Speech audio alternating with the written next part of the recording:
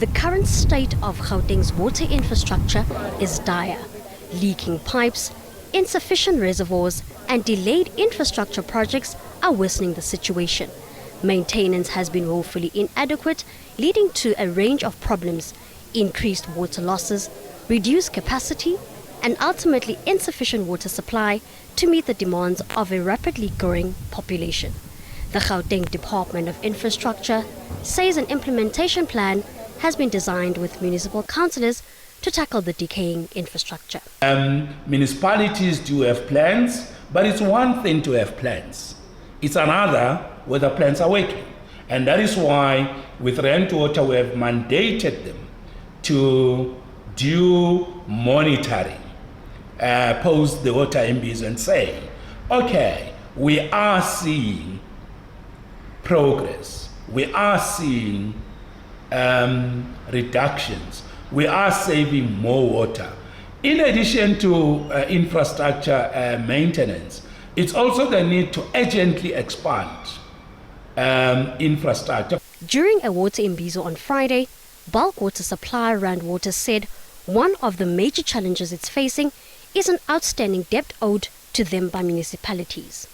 So we have in total municipalities over 7.5 billion. About 3 billion of that, we cannot put it and account for it in our balance sheet, and therefore we are left with 3 billion in terms of our account receivable. It makes our balance sheet weaker. As it makes our balance sheet weaker, it's going to be difficult for us to borrow money for long-term assets to supply you with water going forward. Ratepayers and residents of informal settlements say the lack of water has impacted their health and hygiene. The water crisis is bad and it is painful, that you can't even help a sick person as there is no water. We can't even cook or do any washing. They will tell you to buy water when you don't have. Where do we get money? We do not have any money. A plan for everybody to receive water, because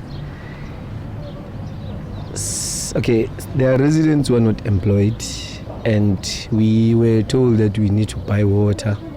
Then if maybe a 75-year-old getting a pension, taking care of maybe 4 grandchildren, maybe out of that 4, 2 of them it's maybe middle-aged, 8 years, the other one is 11, and then the other one maybe is 16, and the other one is 22 or 23. Like it's gonna be hard, because even the money that the grandmother or the grandfather will be receiving as pension, the pension money that they will be receiving, it's still not enough to provide for even food, clothing, electricity and water. So can the government just assist us, because we just need a solid and a rightful way. Meanwhile, non-profit organization Watercan says poor planning by both the national and Gauteng government is to blame for the water crisis that is gripping the province.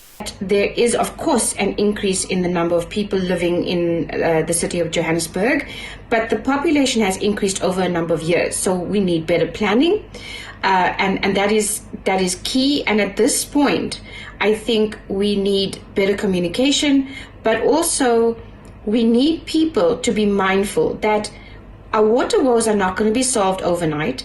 They are not going to be solved by government alone, and we also have to play our role as ordinary people. Monique Lewis, SABC News, Johannesburg.